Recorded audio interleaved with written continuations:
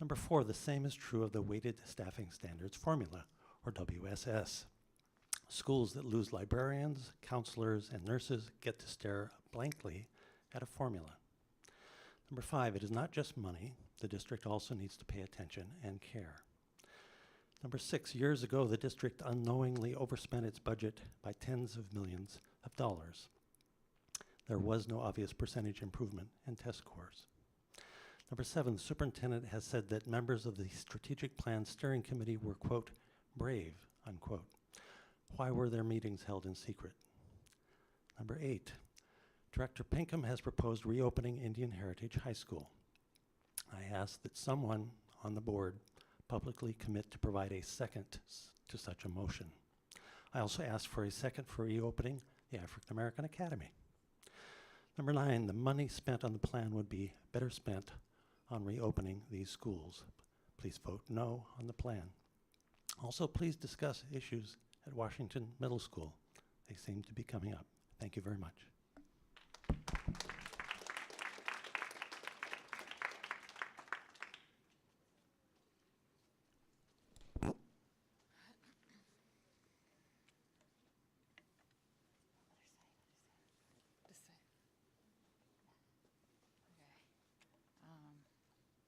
Good evening. My name is Sarah Sense-Wilson.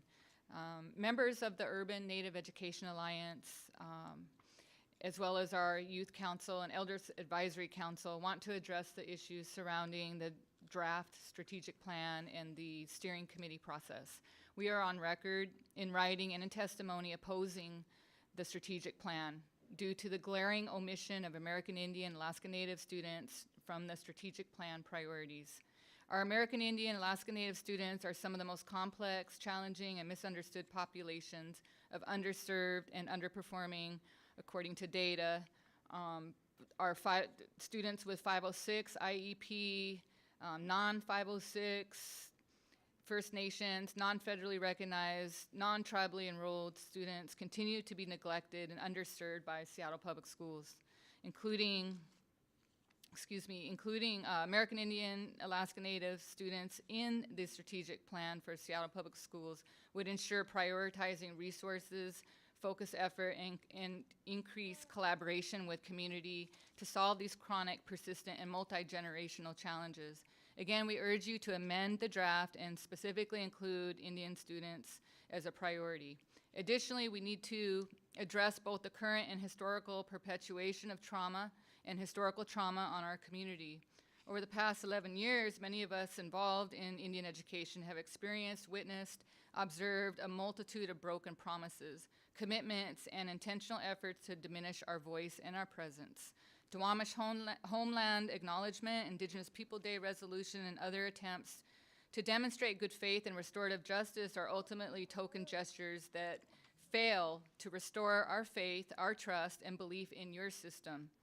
Elevating individuals chosen by Seattle Public School to represent Indian community is insulting, harmful to our students, our families, and our community. We would like to, again, you guys all have a copy of this. I emailed it to everybody, and we have yet to receive any response from anyone from the board or the superintendent or administrators. And that in itself is discouraging. And I really hope that you guys take to heart, our message and open your minds to this, to change, open your minds to the possibility of collaborating in an authentic way, and stop tokenizing community members. Thank you.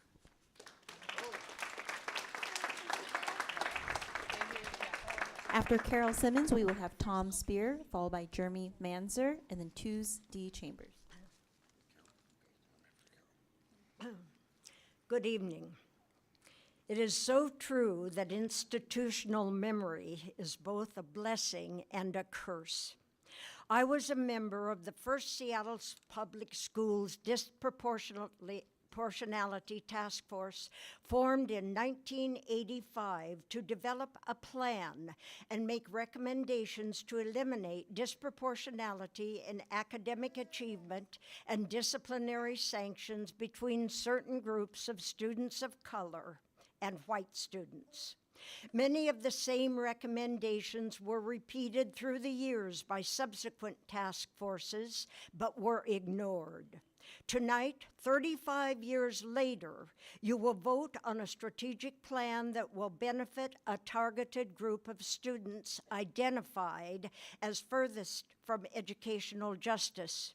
It has been reported that the Strategic Plan Steering Committee did not consult the district's own racial and equity tool during the drafting process that excluded one of the most historically underserved groups of students in our nation's schools. Sadly, Native American students qualify for also being targeted in the strategic plan. They have the highest number of students placed in special education classes, lost their school where they were successful, are currently educated in a school with insufficient instructional space, discipline suspended at or near the bottom of academic achievement and graduation rates, and are now invisible in the strategic plan. Please do not adopt this plan until you can proudly state your unapologetic intention by including Native students who also fit the criteria of being the furthest from educational justice. Thank you.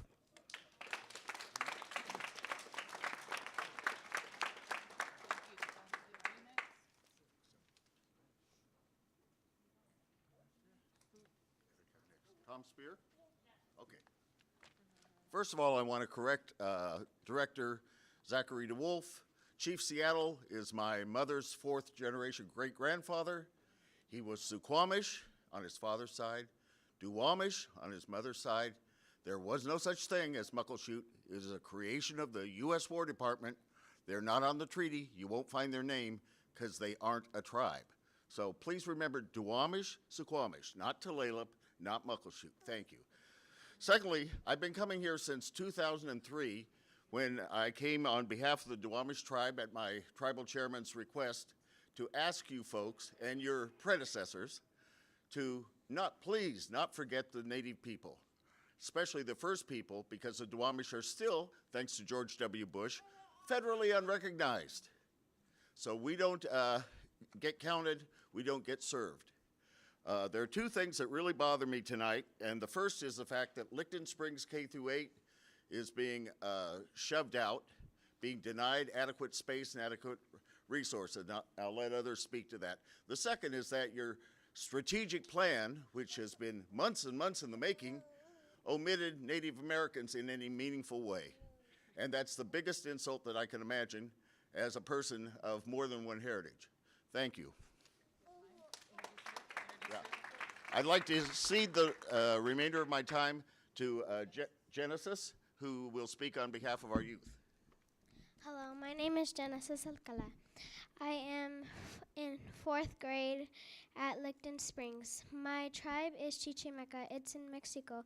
I would like to talk about being kicked out of the premises of Robert Eagle's staff.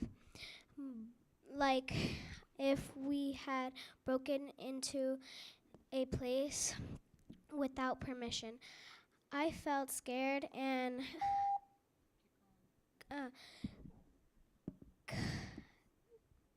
ahead, you felt scared. And it conflicted with our learning. There needs to be better ways to handle these things. And there should have been a public apology. This is a reference. That's a reference to the January 24th expulsion of Clear Sky UNEA program by the janitor with instructions, he was told by someone downtown that we had to evacuate the building immediately and stay out until further notice. January the 24th, elders, children, adults, mentors, everybody had to go.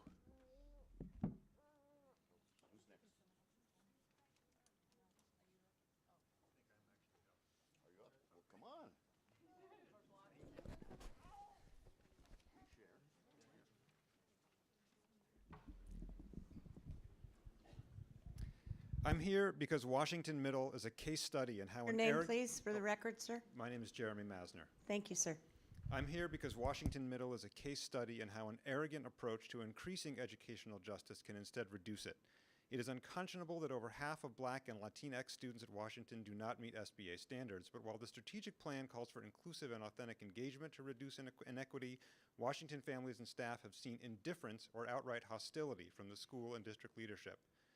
Strategic priority number 1 calls for students of color to feel safe and welcome. We want to celebrate a reported 60% reduction in suspensions, but we cannot celebrate when teachers complain their discipline referrals are ignored, leading to continued classroom disruption. We want to celebrate reported improvements in safety, but we cannot celebrate when our Black students tells us it comes at the cost of school feeling like a prison. We cannot celebrate while the names of Black students with lunch detention are publicly posted for the entire school to gawk at. Priority number 1 also calls for students of color to be proficient by 7th grade, and we want to celebrate targeted universalism, prioritizing staffing for those students, but we cannot celebrate 2 instructional days lost to chaotic schedule changes at the start of 2nd semester. We cannot celebrate teachers being assigned new subjects with no advanced notice. Strategic priority number 3 calls for culturally responsive professional practice. We want to celebrate outreach to marginalized communities, but we cannot celebrate when the requests of Muslim families for culturally appropriate bathrooms go unheeded for months, only to be suddenly addressed by a change that instead needlessly marginalizes the genderqueer community. I have 2 requests. First, do not approve the strategic plan until you've understood how Washington's focus on educational justice has led to further marginalization and injustice. You must clarify the plan's goals and strengthen the plan's accountabilities to defend against a repeat of this pattern. Second, please update the WSS to reflect Washington's multiple levels of service so that the school can actually provide differentiated efforts to meet the needs of specific populations. Thank you.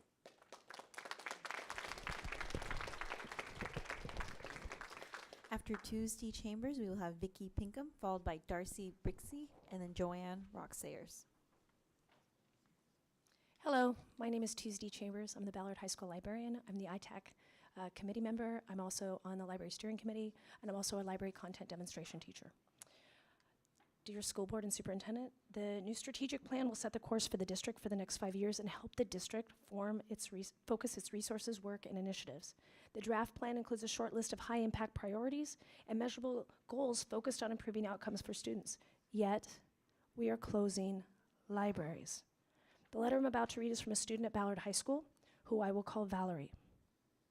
Dear school board members and superintendent, I'm writing to you today to convey my personal opinion and utilize the voice I have as a student regarding the budget cuts taking place in the fall. I know that I wouldn't be the person I am today without the guidance provided by the librarians throughout my life. From a young age, we're taught to read and to explore the whole other world books provide us. Reading has left a mark on me, and it has taught me so many things and has made me the person I am today. There are countless reasons to why these cuts to our library program should not be considered. For starters, from my personal experience, I didn't have guidance in my household. Growing up, the school faculty members, they substituted for my parents and were role models in my life. The librarians throughout my 11 years of school have provided support and have taught me many things I would have struggled with otherwise. When I was younger, I loved to read all the way up until my freshman year. After that, I was experiencing things in my personal life that made me lose my will to go to school, yet alone read a book. It wasn't until my librarian convinced me to join the after-school reading program that things turned around, and since then I can actually enjoy something I've missed. Many students need this kind of guidance and support in order to live up to their potential. Not only do the librarians encourage you to read and to obtain knowledge, but they provide social and emotional support any high school kid would appreciate. Students deserve to have a place filled with people who support them and encourage them to do better. Ask yourself, why would I want to strip these students of that opportunity? To have access to knowledge and resources and opportunities that could change everything. We as students deserve more than that. I hope you take the time to hear our voice because we need you to fight for us and the education we all deserve. I'm here today not for my position and not for me. I'm here for Valerie.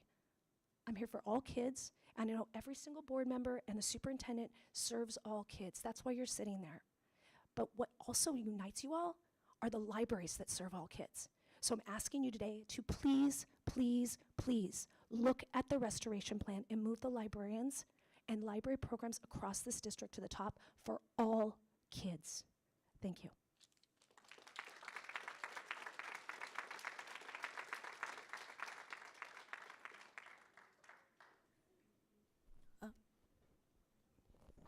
Vicki Pinkham is next, and then after that we'll have Darcy Brixley. and Sorry, then- I cut in line. No worries.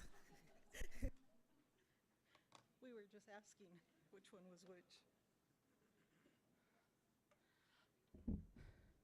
Hello, my name is Vicki Pinkman, and I'm here to talk about the strategic plan, Indian education in Licton Springs. I'm concerned about the Seattle Public Schools strategic plan, that it does not include American Indians, Alaska Native verbiage in the six-page plan, which is down from 35 pages that I understand was the previous plan.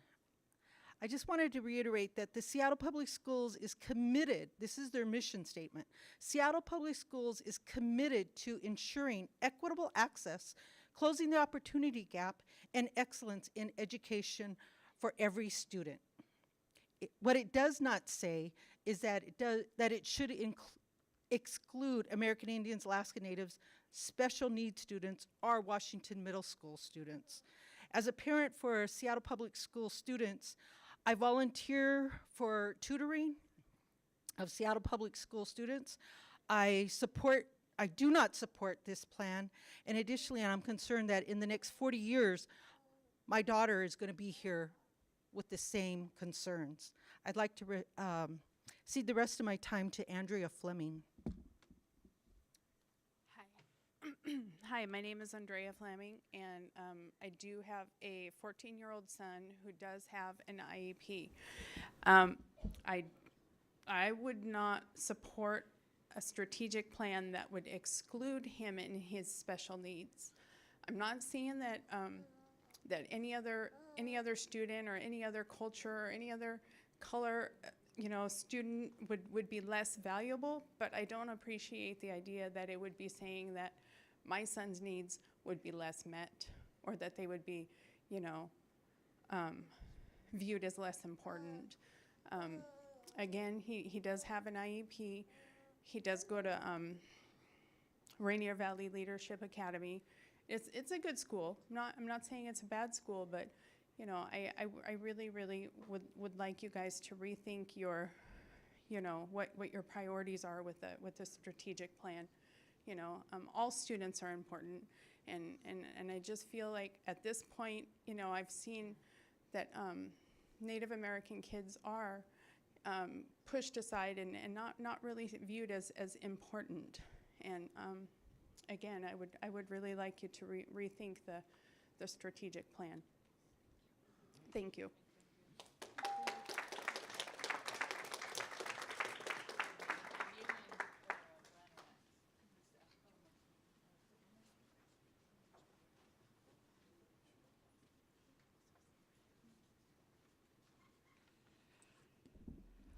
My name is Darcy Brixley. I'm a parent, also a line cutter, apparently. I would like to talk to you also about the strategic plan. I noticed it's filled with words and phrases like equity, educational justice, and eliminating opportunity and achievement gaps. I'm perplexed that the plan does not deliberately include access to school libraries and information literacy. Equity is at the very soul of libraries, and it appears that library access and information literacy has been egregiously omitted from the new strategic plan. Time and again, research has shown that student achievement and literacy rates are directly related to access to a full-time certificated school librarian and robust library hours. Information is released at lightning speed these days, and our society is now settling for mediocre or false information by simply clicking and sharing, and you all do it. The students outlined in the strategic goal deserve to be given a solid foundation of information literacy in order to attain racial equity. This is the part where I tell you I'm also a public librarian. I work for the King County Library System. I've worked at the Bellevue Library for a number of years, and when the Bellevue School District cut their secondary librarians, it was a disaster. And what that meant was students had no access to a full-time librarian except the ones that could actually make it to the public library. They lost out on enrichment programs. Don't do it. I just want to finish by saying, please consider building school librarians into this plan. I hope that you send a clear message to students and families that a library is a place of equity, and it is very truly a cornerstone of our society. Please include it in your strategic plan. Thank you, and that is almost 2 minutes.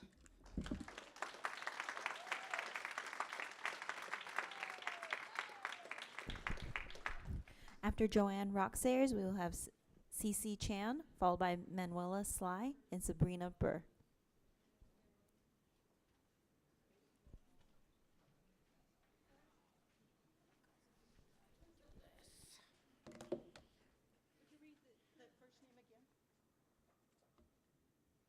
Joanne Roxayers. No, Joanne Sayers. You Jo- guys misspoke. Okay.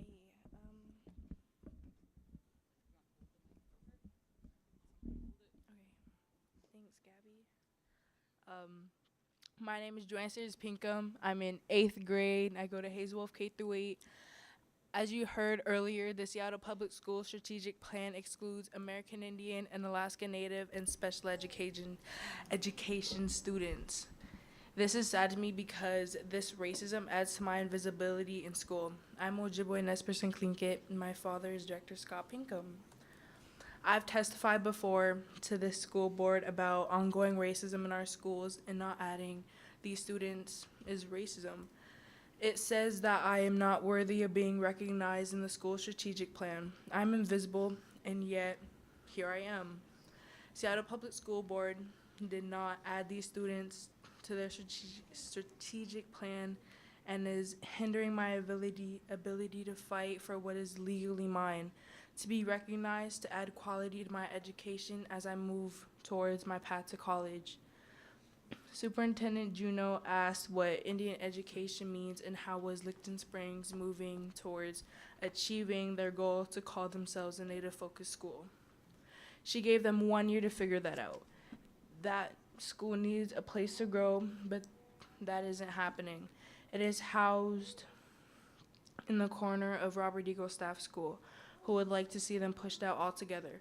Yet the highly capable students have their own school located across the parking lot. How are we going to accomplish something where there aren't any Native teachers on staff, leaders, or elders? As you know, we're on the Wamish land. It is sad to think that people from all around the world are able to keep their languages and their culture when coming to America. Even the signs outside this room have many languages, but none are in American Indian languages, the Duwamish, Ojibwe, Nimipu, or Tlingit. American Indians need a Native-focused school. A Native-focused school would benefit everyone if they're willing to learn true history of their city. Thank you. My bad. I cede the rest of my time to Gabriella. Go. My name's Gabriela De Santis. I'm a Seattle Public Student School at West Seattle I'm High. sorry. And I want Excuse all Native me, please. students.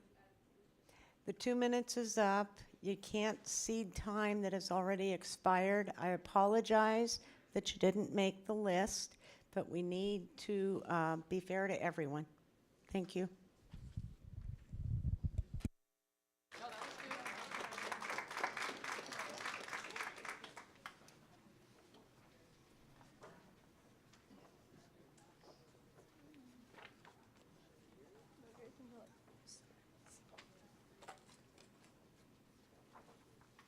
Okay, hi guys. I'm Cece Chan. I'm from Nathan Hill High School, and I'm part of the NAACP Youth Coalition. I want to talk to you guys really quickly about your strategic plan. Okay, so first, in your mission statement, you guys talk about opportunity gaps, and I feel like in order to talk about opportunity gaps, we need to acknowledge that the gap was created by white supremacy, and it's still present in our education. So we can't talk about an opportunity gap without addressing that we're normalizing white norms. Secondly, in the visionary statement, you talk about students receiving high quality and world-class education. Well, what does high-quality education look like? Well, let's start with renovations for Rainier Beach High School in 2025. Let's not push that back. You want high education? Like, that's what it looks like. Also, world-class education, what does that look like? Ethnic studies. Our curriculum needs to represent our students. Our students aren't only the descendants of Europeans, and we represent the world, you know? And I'm gonna tell you guys really quickly, I spoke at Olympic View Elementary School this past Monday, and I had the students do a textbook activity where I had them flip through a textbook and count how many times they saw themselves represented in a positive light. And a lot of them, some of them didn't even want to touch the textbook because they said it gave them bad memories. They said that they felt sad and that they couldn't even find a lot of pictures of themselves, especially the students of color. If we want to have a world-class education, we have to recognize the lack of world education in our curriculum today, and we need to fix it. We also have to focus on teachers too. I mean, why is it mandatory? Like, why isn't culturally responsive training mandatory at a district level? I mean, if we're hesitant about that, that's saying something about our teachers and the workforce. And why do we have teachers who are uncomfortable with teaching things like ethnic studies? Like, that says something really big too. And then lastly, in the theory of action, you talk about unapologetically addressing the needs for students of color. And if you guys say that, then you can't get hesitant and threatened about amazing people like Tracy Castro-Gill when she's really trying to push for things. Like, if you guys aren't going to talk about that. Oh, this is the last quote, and this is from a 4th grader. There's only white people in this textbook. There's only one page that has 2 black women. It's not fair because I'm black and I wanted to see myself in that book. My whole class were sad, mad, and empty inside when they saw the pages. Please take this unfair, racist, rude textbooks out. And I have letters for Rick Burke and the school board from all the 4th graders from Olympic View Elementary School. But thank you.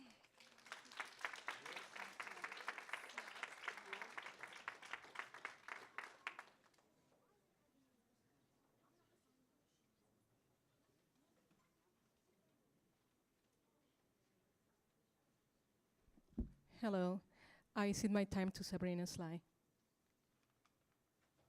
Buenas tardes. My name is Sabrina Sly. I'm a freshman at West Seattle High School. I am part of the Superintendents Student Advisory Board. I'm here to support the new strategic plan, and at our last meeting, I and the other advisory members discussed the ideas of the strategic plan and agreed that it is needed for change towards racial equity. I'm a Mexican-American girl, and I want to see positive changes in the school district.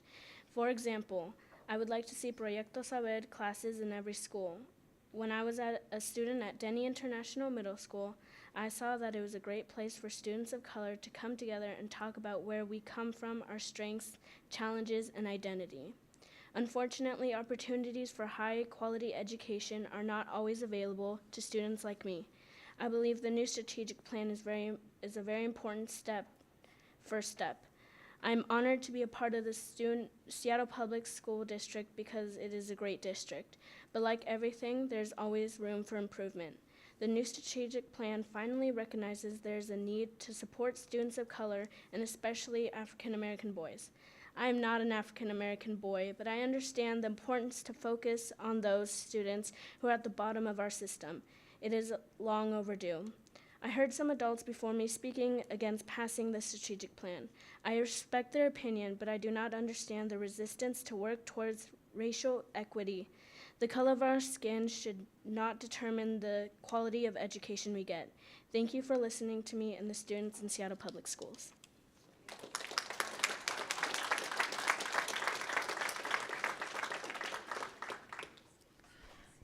After Sabrina Berg, we will have K.L. Shannon, followed by Brian Terry, and then Karen Lamb.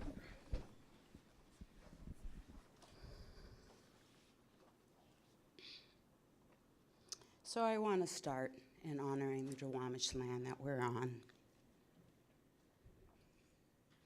And I ask the ancestors to forgive me. Both African American and Native blood run through my body.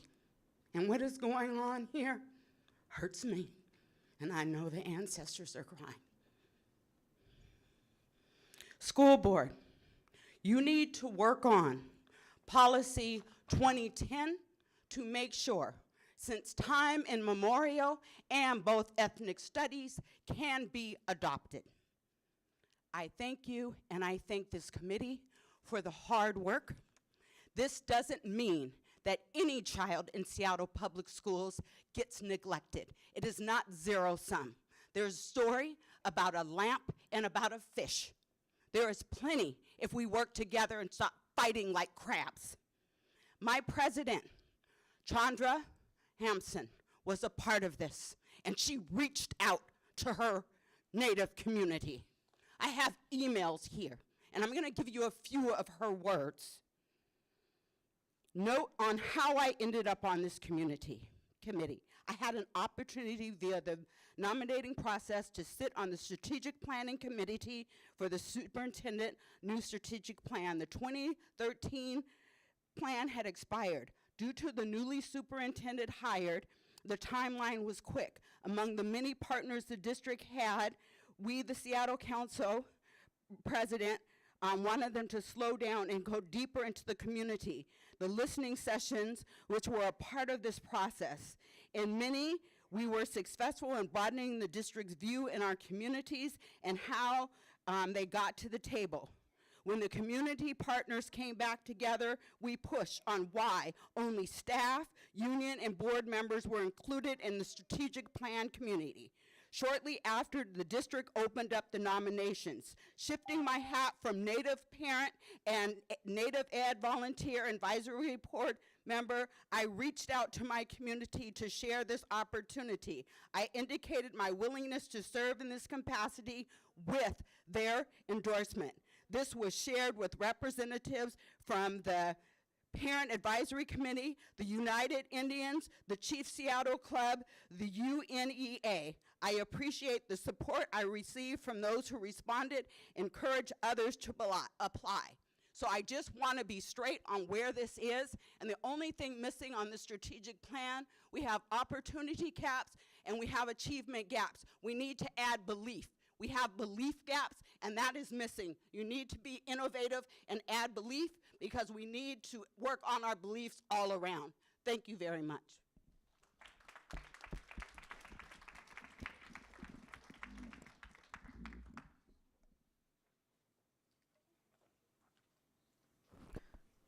K.L. Shannon? Okay, thank you. Brian Terry?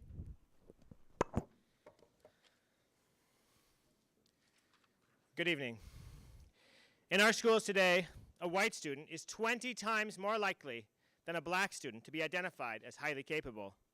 This leads to segregated classrooms, which send a clear message to all students. White students are more capable and more deserving. This is called white supremacy culture. We are infecting all of our students with these hurtful ideas. Please update the strategic plan or pass a resolution to identify and eradicate white supremacy culture from all of our programs. The damage caused by our inequitable service model is especially evident at Washington Middle School. Families and teachers at the school are passionate about working together to address this and to create a school that meets the needs of students from all backgrounds. Unfortunately, our school is now ruled with an iron fist. Decisions are made behind closed doors. Information is tightly guarded.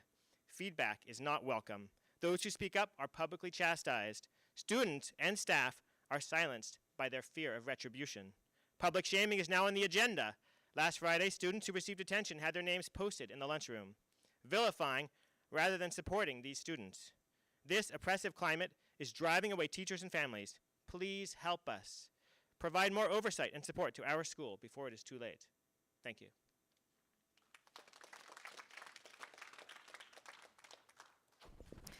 After Karen Lamb, we will have Katie Kennedy. Oh, and then Rebecca Weinkoop, and then Craig Seychelles. Okay, I'm coming to you today as, was an office assistant at Dearborn Park International School. You've seen Miss Zoe bringing her wonderful dance troupe coming for you guys lodge. Anyways, I'm here on behalf of our librarian. They call him the bookman. I love giving tours to parents coming into our school. I open the secure doors. We open up to a beautiful library. It's full of books, overhead, iPads. He integrates everything in technology for the kids. He brings in wonderful authors. We've had countless authors come in, talk about their books, get the seed planted about how you can write a book. Illustrators come in and they fold origami yodas. They're wonderful, wonderful librarian. He's always introducing new books, sending out newsletters and to the staff and to parents of upcoming events. The bookman always makes his space open to a picture day. The science van comes along. He makes room for cause and effect for holding the wheel in the sea of gravity.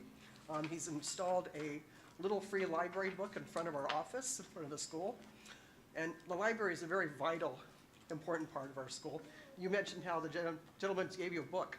Where did you get the book? Maybe from a library or something. So books play an intricate part in all of our children's lives. And I was really floored when I heard that the school district doesn't have a full-time librarian in every school, which is kind of silly. So I'd really love to see full-time librarian with information technology instruction at Dearborn Park full-time. It's wonderful. The kids love him. I get excited to show people around the school. I brag about the wonderful authors he comes in with, and it's almost time up. Okay, so thank you very much for your time, and I appreciate you listening. You have a lot on your plate. I don't know how you do it. Thank you very much. You as well.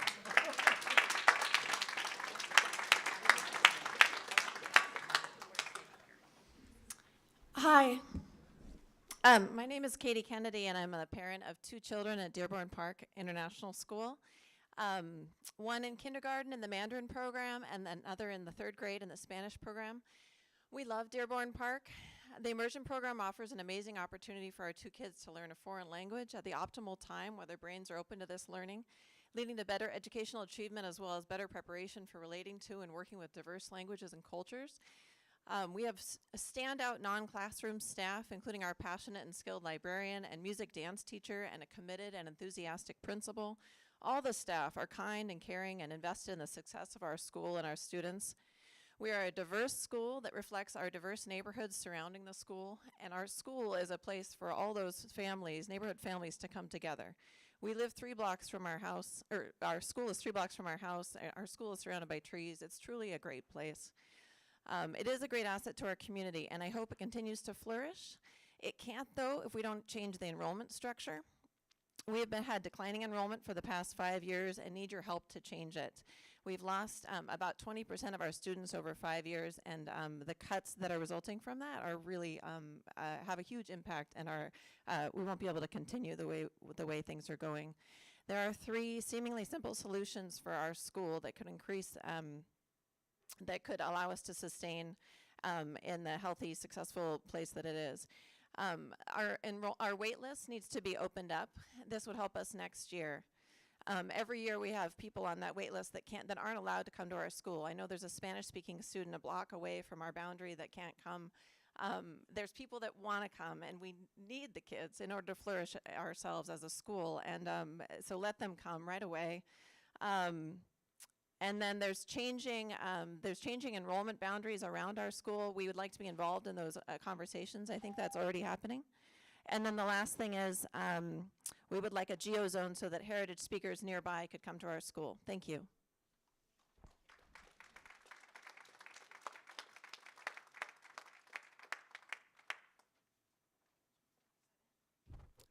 Rebecca Weinkoop.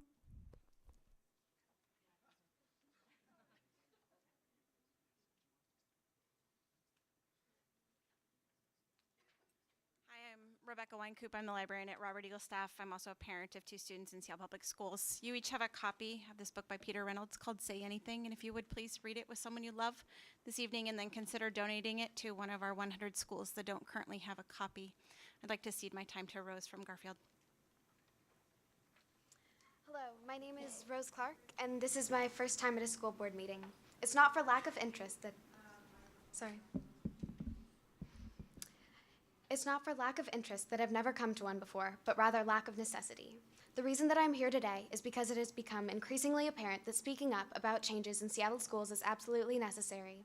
The loss of $40 million in funding for our schools will have damaging effects on the staff and students of this district.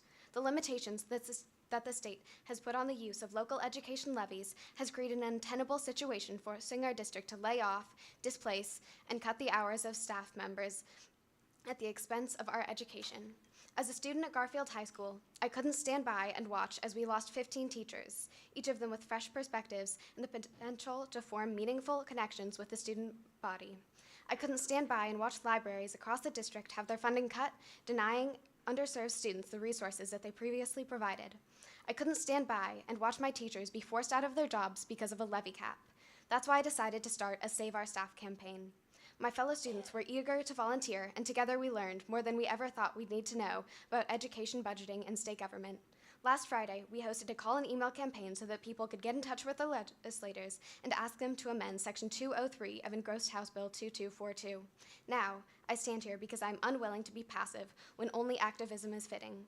I protest against the disproportionate number of teachers of color whose jobs are endangered because of our lack of funding. The teacher who inspired me to write poetry again shouldn't lose her job next year, nor the teacher who taught me to always look deeper, nor the teacher who sparked my passion for science.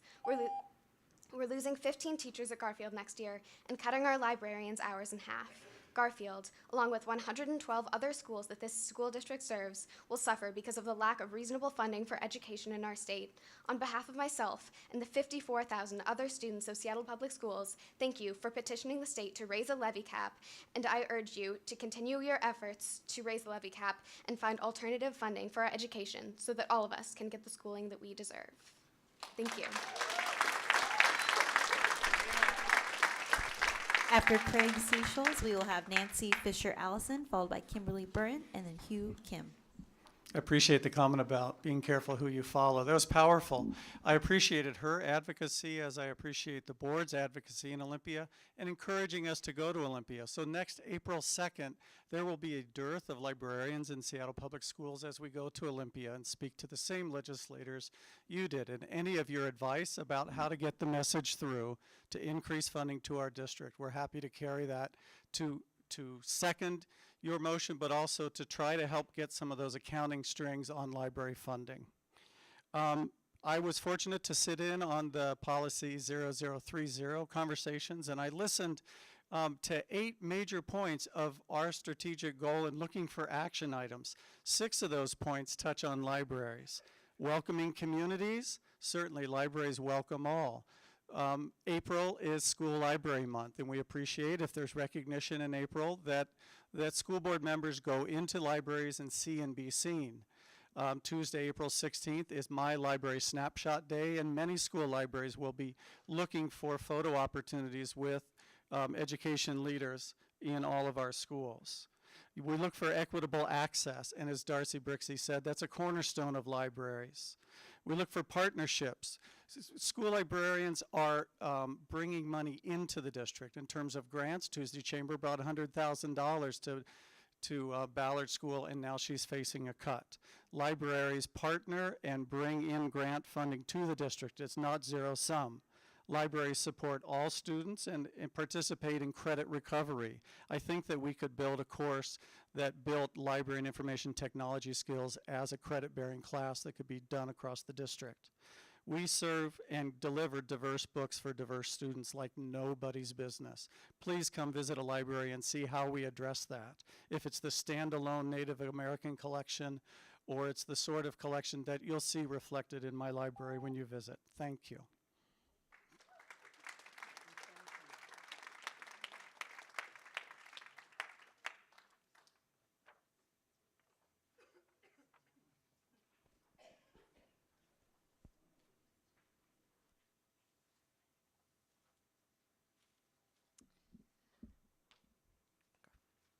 My name is Nancy Fisher-Allison.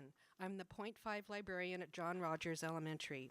I'm here to talk about the students and staff who depend on our library, and not only for books and information. Our library is a safe haven for new students, English language learners, SPED students who need a break from the classroom, children who have been othered in some way, and kids who seek respite from the playground. During informal hours, we offer books, digital activities, board games, and makerspace activities. The library is a calm-down space for several children on IEPs and 504 plans. It is also a place of comfort for children who have experienced trauma and suffer from PTSD. It's not simply the open space of a school library that supports social emotional needs, but also the teacher who inhabits it. Librarians are committed to creating places that are warm, welcoming, and non-judgmental. Our unique instructional role allows us to notice the whole child. Social emotional learning is woven tightly into our work. We incorporate SEL content into our library lessons and activities, from interactive read-alouds focused on characters' feelings to mixed grade programs such as the Global Reading Challenge. As one of our global readers observed, I learned it's much more fun to work with people you don't usually work with. It's kind of a new adventure. Librarians team with arts organizations to offer programs that have social emotional dimensions. Yesterday, our whole school reveled in Book of Theater's performance of New Shoes, a story from the Jim Crow South that drew powerful responses from students during library read-alouds. In our discussions, we talked about empathy, dignity, fairness, and growth mindset, concepts embedded in our social emotional curriculum. Although my position is half-time, I'm frequently in my building on my days off. It's a bit like being the Pied Piper. Children invariably spot me and follow me down the hall. Is the library open? May I check out a book? Can I work on the jigsaw puzzle? If this unmet demand exists in an elementary school, I can only imagine the situation in secondary schools where social emotional needs must be an order of magnitude higher. Thank you.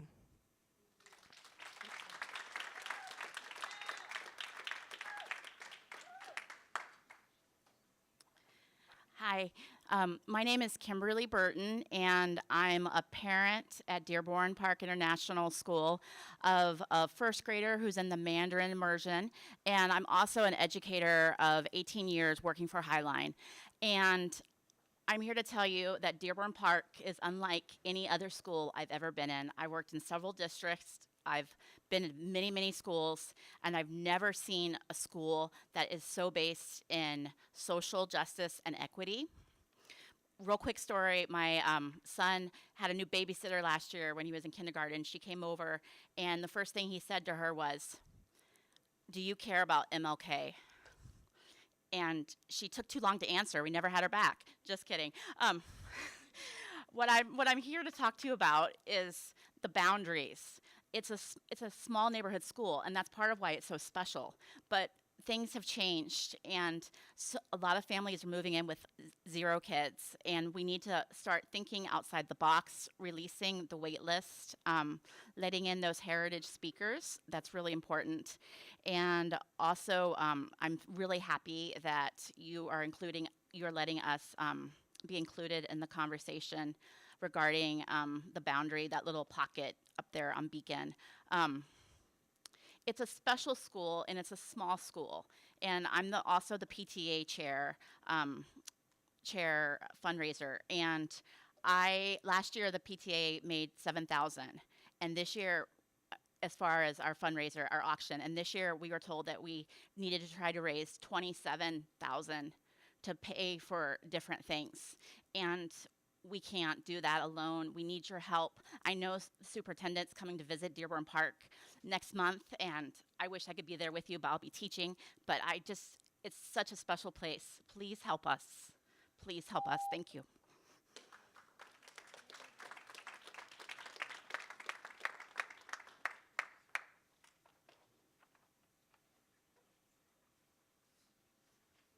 Hi, my name is Hugh Kim. I'm ceding my time to Houston. Hi, my name is Houston Kim, and I'm an 8th grader at Washington Middle School. Our school has been in upheaval. Straight off, a major issue that our student body has faced has been the recent schedule changes and following disruption in learning. For the second time this school year, several teachers remarked that the principal had precipitated these most recent changes on her own, with no collaboration. This made the transition exponentially worse than it had to be, and made us fall behind on weeks of learning. Changing hundreds of kids' schedules with less than a day's notice is an egregious act, especially if the change is done without the support of the majority group that is also the most affected, teachers and students. My history teacher taught language arts for the first half of the year before being assigned to teaching history, an entirely different subject. Another example is an often reiterated problem. Because of late buses, dozens of people miss their first period class, which is more often than not a core class, central to learning. When messaged about the solution of putting advisory first in order to avoid the loss of learning time, there was no response from the principal to teachers. This lack of collaboration between the principal, students, and staff leads to chaos and distrust. We are immediately aware of the top-down approach and lack of access to have our voices heard. We feel irrelevant. Leaders, such as a principal, should hold themselves accountable, be transparent, and responsible, because if they don't, why should anyone else? The leader sets the example. This brings me to the last point, the culture of our school. Last week, the principal put the names of students whose behavior had resulted in their detention in the cafeteria for all to see. What kind of culture are these actions encouraging? One where a leader in a position of power utilizes it to humiliate instead of inspire, where collaboration is unheard of between our principal and our staff, to the point where solutions to problems that affect our learning are ignored. We go to school to learn, but we stay at school because of the culture. How can anyone be proud of what is going on at Washington Middle School?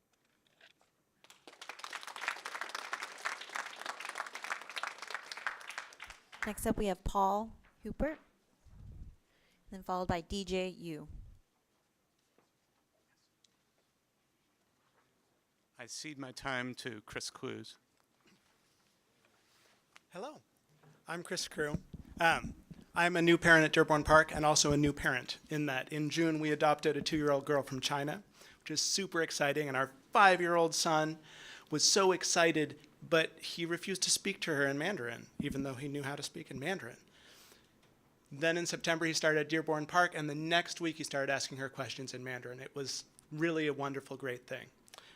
Dearborn Park is an amazing place. It changes lives. We've only been there a couple months, and it's been really wonderful. But we're also worried, as you've heard, about the future of Dearborn Park. If we don't fix the enrollment system that we have for Dearborn Park, I'm concerned that by the time my daughter can go to Dearborn Park, they won't have a Mandarin bilingual program. Already students are feeling the effect of the decreases in staff. Next year, I have to explain to my son why his librarian can't be in the library all day, why he can't teach the technology classes that my son really loves. It's going to be even more difficult to explain how, even when we fix the enrollment, we won't be able to bring the librarian back because of some arcane PCP allocations set by the WSS committee. I had to learn a lot to figure out what that means, and I'm still confused, so it's not going to make any sense to him. There are 3 seemingly simple solutions. You've heard them already, but I'm going to tell you again. Please let more kids in off the wait list. That can help us this coming year. Please make sure that Dearborn Park is and stays part of the conversation about reassigning a neighborhood that's 3 blocks away and is being reassigned to a new school anyway. And lastly, please look into creating a geozone like those that are created for North End International Schools to fill the 25 to 30% of our school that isn't filled by our neighborhood now. Thank you so much.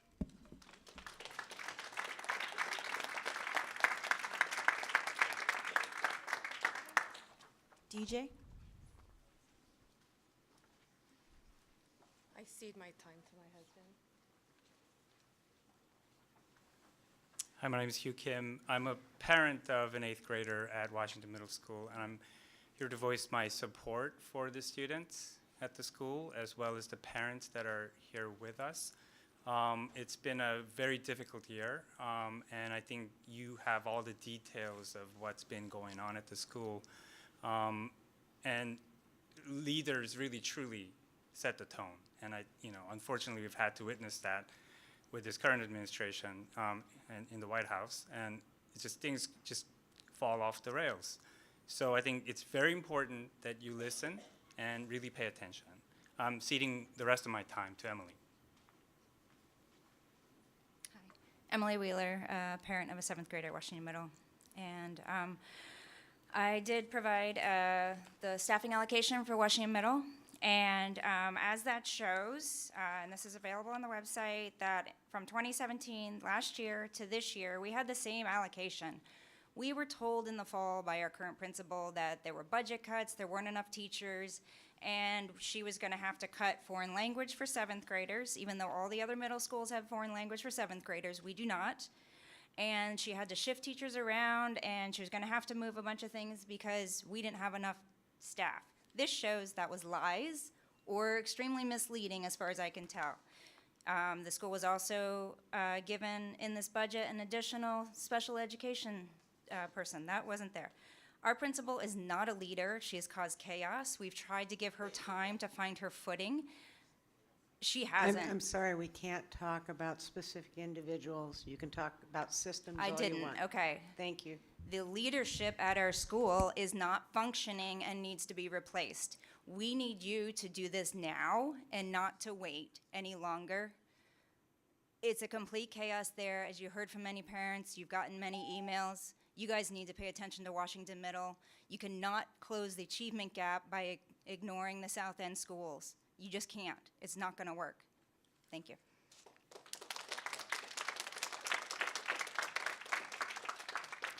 This concludes public testimony this evening. Thank you. Okay, we are back to board comments. Who would like to go next?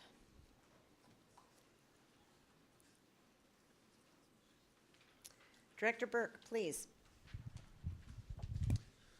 Good evening. I want to thank everyone for their comments and sharing with us. It's, as you've heard before, it's a super powerful part of sitting behind the dais, is recognizing the impacts, the needs, the hopes, the dreams, the fears of our community, and makes us really thoughtful about how we can make better policy, make better decisions. A couple of things looking back at my last couple of weeks. I had, Director Geary had mentioned, we had a conversation around Policy 2015. This is our instructional materials policy, and we're looking at how to bring that into sort of contemporary times where it's not just about buying a textbook.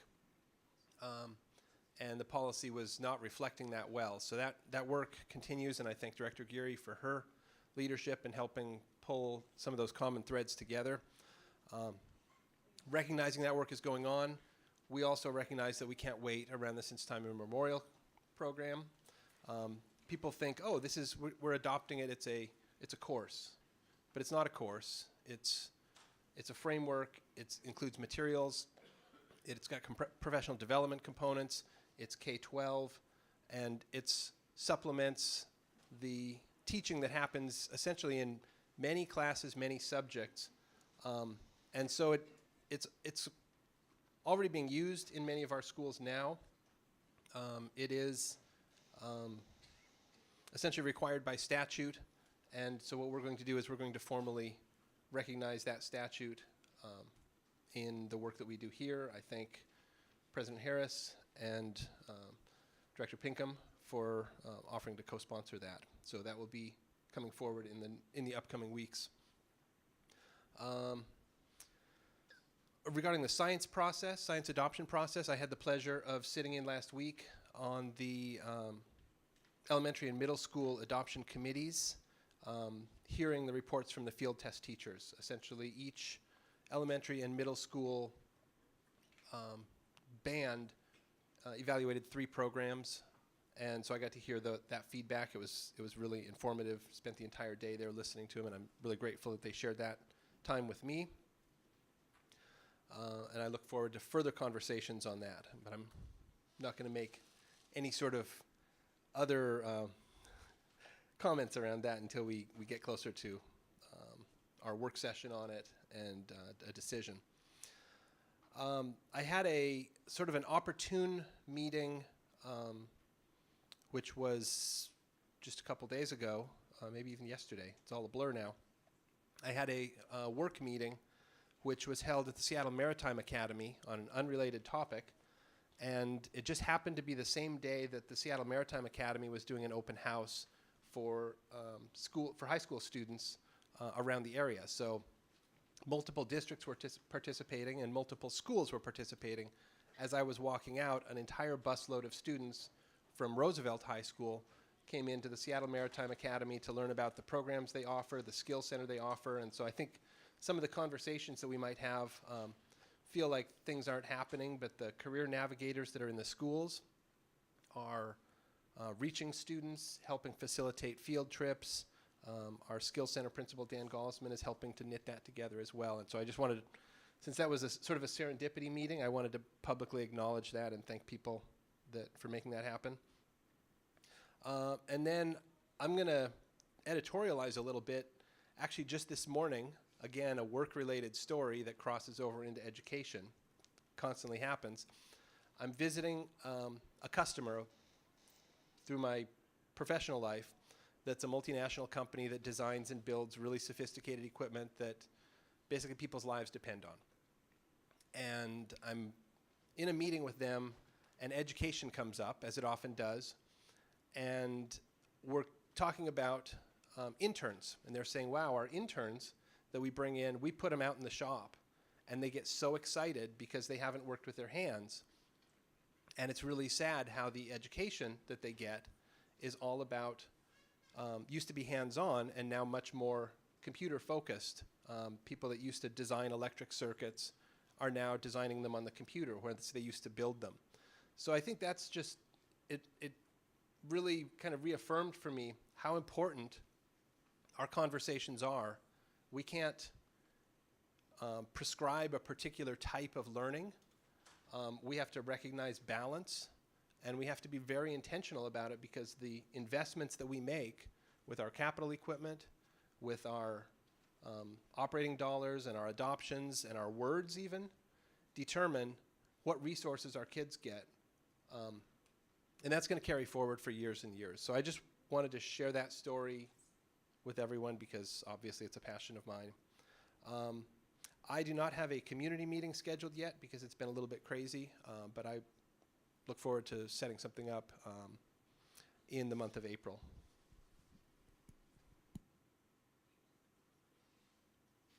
Who's next? Director Mack.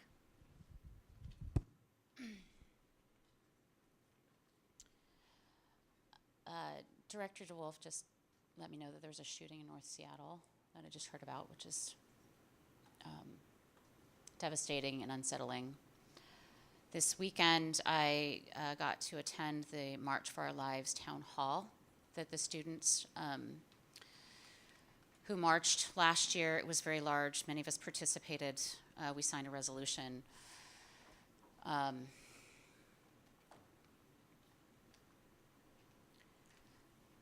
Just devastating. So my heart goes out to those impacted, and continued resolution from myself and hopefully the rest of the board and our legislator to actually make some movement on gun responsibility. I don't have a community meeting scheduled either. It's been way too crazy. Haven't been able to manage that. We have lots of great board meetings happening. We have our retreat this weekend on racial equity, which I'm also excited to be participating in. I'm also, next week we have our budget conversation, and one of the things that I need to understand better, and I think would be helpful to the whole public to understand better, is the process for adjusting the school budgets as they get developed and then eventually get finalized. It's a question that I am going to be raising at the work session, kind of specifically about what is our process on how the budgets get rolled out, and then what kind of feedback loops do we have for adjusting to enrollment realities or other changes or other needs that come up. So hopefully that will help daylight some at least process around how we can resolve these challenges. I appreciate folks coming to talk about enrollment issues and boundary issues and so forth, and those are top of mind for me always. We have the student assignment transition plan, which gets adopted in the fall, and in the meantime, we need to be starting to work on the various boundary issues that we need to potentially change or make. And so that work is ongoing. One piece of that is that we are planning to set up an advisory committee to help support that work in our facilities master planning, because there's so much of that going on that needs additional kind of transparency and conversation to ensure that we're making good decisions around things like Dearborn Park and other schools, to ensure that we have robust enrollment and support our students there and all of that. So thank you for coming and letting us know about the issues there today.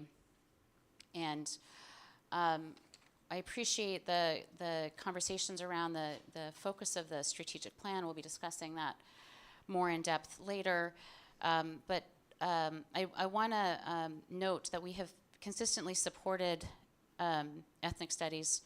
We have, there's a bill in the legislature that we signed in pro on as well. We adopted it as a course, so it exists as a course, and we need to continue to do more, but I do want to acknowledge that support, and also the support for getting Rainier Beach renovated after all this time. It's on Bex 5, super proud of that. The timeline may not be as ideal as we'd hoped, and we're continuing to look at that. So appreciate those comments coming forward. And I share concerns about what I'm hearing about Washington Middle School. I don't know how to respond, honestly. I think we may have some issues to resolve. So thank you for sharing your concerns. And I think that's all I have. Thank you. Next up, Director Pinkham. Thank you. Tatskalawat, good evening. Inem Winnekis Somawok Inim Scott Pinkham. I want to proudly say that I'm Ness Purse, Nibipu, and I think the urban native education lines that comes out here, and sometimes I feel like they have this bad reputation that they're anti-Seattle schools or anti-native education programs here at for the Seattle schools, but they're just trying to push that we see, based upon the school district's data, the need to raise our native student performance. And I support that as well. I support raising all students of performance, especially, again, closing that achievement gap. When I ran for this office, I said that's what we need to focus on, because once we raise close those achievement gaps, everyone benefits. And came here and they had the African American Male Academy to focus on African American males, because they are one of the furthest from equitable justice. But I also need to say that given where we're at on the indigenous lands, all schools across this nation should acknowledge they are on stolen indigenous lands and help support that community. So I want to voice that. That's what I plan to do for my rest of my term here. Not to take away from anybody else, but that's what I feel I got to do. So just want to thank the people that came here and talked and spoke and shared their views and perspectives. There's a lot of things that Seattle Schools does right, and I'm proud to be a board member. Yes, I'm here helping lead, but there's a lot of things we still need to address, and I hope that we can do that. And as the new election year is coming up, who's going to run, who's going to come back? Do we need that common voice? Okay, so I'll retract that. But we need to keep on moving forward, and I feel that we need to do that by acknowledging. I spoke to Superintendent Juneau. One thing I see, big thing to do, get our welcome signs, yes, to include indigenous language. And she said she's going to work on that, yes. So thank you for doing that. The concerns with Licton Springs, I'm going to reach out, let the PTA community, hey, I want to attend your next meeting to see how we can help you become that Native-focused school, or go the direction that you feel will be better for the Native population, all students that you serve. Because I want to see that school succeed. So letting them know, I know Blaine Parse, I think she's on their PTA, I'll try to connect with them, but other PTA members or parents of students at Licton Springs, send me an email, let me know when the next meetings are going to be, and I'll do my best to make sure I can attend. My next community meeting, got to put on my reading glasses here, is going to be, where am I? Other side. Make sure I get the times right. April 7th from 1 to 2 p.m. That is a Sunday at the Broadview Library. That's my next community meeting, so please attend. Other announcements I want to make here. Unfortunately, the University of Washington Spring Powwow has been canceled. That was originally scheduled April 6th and 7th, but due to not being able to find a proper venue, they had to cancel it. Urban Native Education Alliance continues to have its Clear Sky program on Tuesdays and Thursdays at Rob Eagle Staff, Licton Springs, K8, doing cultural activities, tutoring, mentoring for our students. They also sponsor the Native Warriors Athletics program on Thursdays and Sundays. Thursdays at Robert Eagle Staff Middle School Gym, and Sundays either at Bitter Lake Community Center or Broadview Thompson Gym. Come out there and enjoy some physical fitness with some students, other students, and UNEA Clear Sky Good Medicine Conference is coming up. It'll be held at Robert Eagle Staff Middle School April 12th and 13th, so it is during spring break from 11 to 5 p.m., inviting Native youth ages 10 to 19 or anyone that wants to come out and learn more about the urban Native community. Please attend, with keynote speakers including Nikita Oliver and Dr. Katrina Claw. For more information, I'll make sure I get it posted up for people to access, but they do have a number here, 206-941-0338 for more information on the Clear Sky Good Medicine Conference. Katsiaya, thank you. Thank you. Director Geary or Director Patu? Director Geary, thank you. Thank you, everybody, for coming out, and as always, thank you to, especially to our students who come and speak. I find my hope in their voices, even though I will admit that it has been very, very difficult to go to Olympia, to see the budgets, to see people coming, and not be able to say, okay, yes, fine, we're gonna do it. That's very hard for me. So I generally have my meetings Tuesday mornings at Zoka on Blakely above the University Village. I would welcome anybody to come and hang out with a group of parents who really care a lot about education. Always a couple new people come and share their thoughts, and you can check on Facebook. I will be there next Tuesday, but not over spring break. I want to take a moment. I read the paper every day ever since I ran for public office. I started taking the actual paper, so in spite of the fact that sometimes it is infuriating to read the Seattle Times, I feel like it's really, really important for me to at least flip through every page. And I saw this morning that there was an obituary for Waldo King, the founding father of Seattle's renowned high school jazz program. Died at age 92. It says that he started the first student jazz band programs in Seattle, first at Garfield in 1960, then briefly at Franklin High School, and for more than a decade at Roosevelt High School, from which he retired in 1983. And so I think it's really important that we remember the people who contributed so much to our district and who created something that is still a point of great pride for our city, something that we come around. The music of Seattle is something we all take pride in. I did, as people have heard, I did a lot of work, and I'm going to talk about the strategic plan now because as soon as our comments are over, the room kind of clears out as we get down to business oftentimes. But I'm going to say a few things about the strategic plan and our focus on African American males, because as I look around this room in the audience, that's not really a demographic that I see here.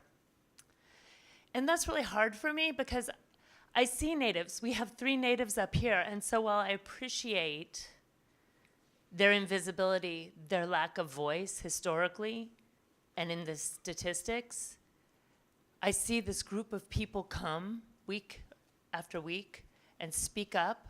I see these programs being developed in our schools to meet the needs and create space for their voices. I know Sandpoint Elementary in my district now has a new program for their Native students.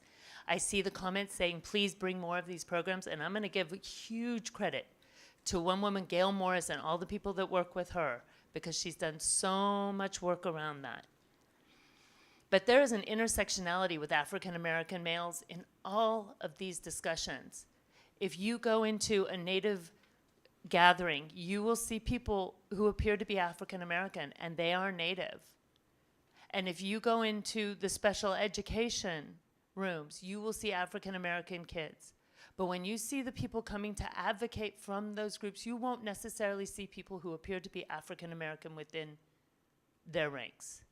And I think when we say that we want people to unapologetically put the needs of our students who are farthest from social justice first, we are asking that every single person within our system ask themselves, where is the intersectionality around this work, and how do we make our community better by focusing on the needs of a group that voice just really isn't heard.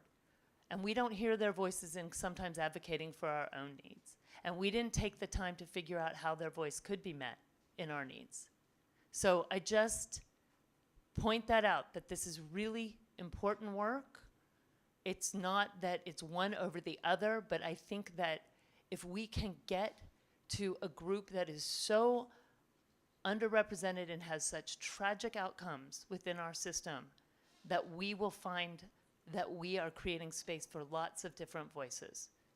So it's not an either or, but it is really a request that everybody look at themselves in this process, in this system of institutional systemic racism, and just figure out what each of our roles has been.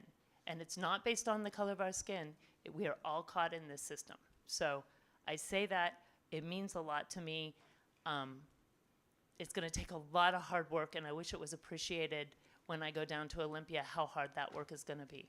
So, and with that, I will stop. Thank you. Director Patu, please.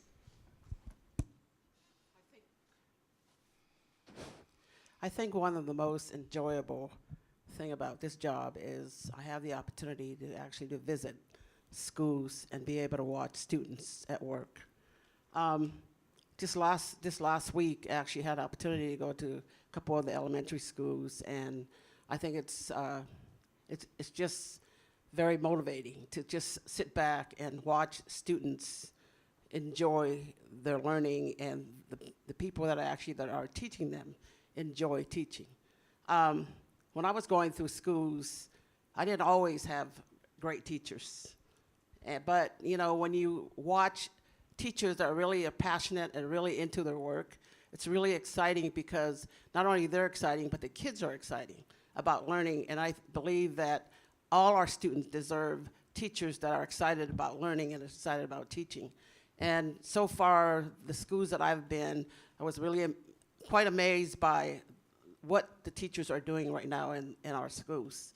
And hopefully to continue on to visit schools and just be amazed by the work that's going on.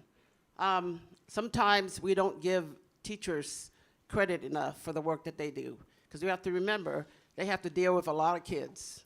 And sometimes those kids are not the greatest kids, but at the same time, we have to give them credit for being patient and also are able to teach our students or our children what is it that they need in order for them to carry on to the next level of their life. So for teachers, I say thank you for all the hard work that you do, and continue to inspire our students. There's so much to learn. It's been really, this week has been a very hectic week for me, mainly for the fact because I'm getting ready to leave for Europe, which is a place that I've never been before. And every time I think about it, I just think, oh, is this where I need to go? So I'm blindly going to Europe because my daughter told me to come with her. But I'm hoping that it'll be a new experience for me. And hopefully that when I come back, I'll learn something completely new about that culture, because I think that culture is very important, and it's always amazing to see different cultures. And that's what Seattle Public Schools is all about. It's about all the different cultures that we have in our schools and how we encourage every school to celebrate cultures within their schools, because we have quite amazing students and their culture that they bring to us. I remember when I first came to America, nobody knew where my island was from. They thought I was from a foreign country that they never heard of. And I didn't speak any English, but at the same time, the people that were with me were caring enough to help me to try to understand, even though I didn't understand what they were saying, but yet at the same time, they made an effort. And I think that that's been something that we do quite excellently in a lot of our schools here in Seattle Public Schools. The teachers really make an effort to make sure that their students not only learn, but understands what is it the reason why they're there? And for teachers, I commend them for all the hard work that they do, because a lot of times we have students that we can't deal with, but because they're patients and the reason why the kids are there is so they can learn. So I say to teachers, thank you for all the good work that you do, and continue to make great progress, because without you, our students wouldn't be where they are today. And I really appreciate being on this board, because it gives me an opportunity to actually to see how education is actually going in what direction. And as a board director, it's amazing to really to be able to have part of what is it that we need our kids to be able to learn, and looking at the people that are teaching our kids. Are they actually giving excellent education to our students? I think for the most part, yes, they are. And hoping that we can continue that work and be able to just to see our kids excel in more ways than one. I'm proud to be on this board and the people that I serve with, because we're all here because our heart's in the right place. We all want to do the right thing. We might not always make the right choice, but I think that this is a place where if you really want to make changes in education, this is where we need to be. So hopefully that I don't make too many mistakes. I've been the longest board director sitting up here, and hopefully I think I got 2 more years left, and then you don't have to see me anymore. But it's been a great opportunity to actually to be part of this board and be able to see this Seattle Public School grow in various directions, giving opportunities to every student that come through those doors. And hopefully, I have 2 more years left, and hopefully those 2 years will be one of my best 2 years that I will actually be able to give to Seattle Public Schools. Thank you. Thank you. Okay, daughter Monica, if you're listening, take me to Europe. I'm jealous. Last, hopefully not least, a number of thank yous. Thank you to the folks that have been going down to Olympia, that have been writing to Olympia, especially the student voices, our PTSA, our Washington Paramount Duty, our staff. Thank you for all the folks that turned out for the legislative town halls over the last 2 weeks. Thank you to my state senator, Joe Nguyen. I was fortunate enough to attend his with a number of teachers from both Highline districts and Seattle School District. I was disappointed that my other 2 legislators didn't show up, but they probably thought that I was coming with my McCleary is in fact fake news. And it hurts my heart, and it certainly hurts my brain that our legislature, who we have been told to wait 4 years until we had a quote-unquote healthy majority, is not delivering. Urban school districts have very different needs than other school districts, and that does not appear to be recognized. Our homeless population, our kids in need, we have a disproportionate percentage of folks. When I tell my fancy litigation lawyer type folks about a $40 million deficit and the numbers of kids needing special attention and the number of homeless children we serve, they go gape-jawed. And I'm like, wait a minute, this is not new news. We've been reporting it. Dahlia Bazaz over here with the Seattle Times has been reporting it. Neil Morton's been reporting it. Folks, wake up and smell the coffee. This is our future. When I tell them that we're talking about half-time librarians, again, gape-jawed. So truly talk to everybody in your professional communities and in your neighborhoods and make them wake up and smell the coffee, because this meme out there that it's all been solved, and you pass the levies, not just one levy, but 2 levies in February, that you pass the Seattle Families Education Preschool Promise Levy, of course, we're rolling in money. Well, you know, a couple of years from now, we're still going to have a $90 million deficit. We have not fixed the structural inequity in one of the worst tax systems in this state. And if I'm being too political, take me to PDC jail. Double dog dare ya. Thank you to the Concord community who had their auction last weekend. Great food, great music, great company. That is a Title I school, a language immersion school, and they work awfully darn hard out there in South Park, and I encourage you to go if you ever have the opportunity. Outstanding folks.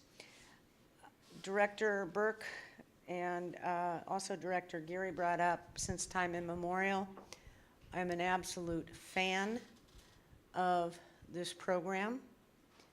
The legislature, Senator John McCoy, put this in place years and years ago. I know that there is concern by staff that we will be putting in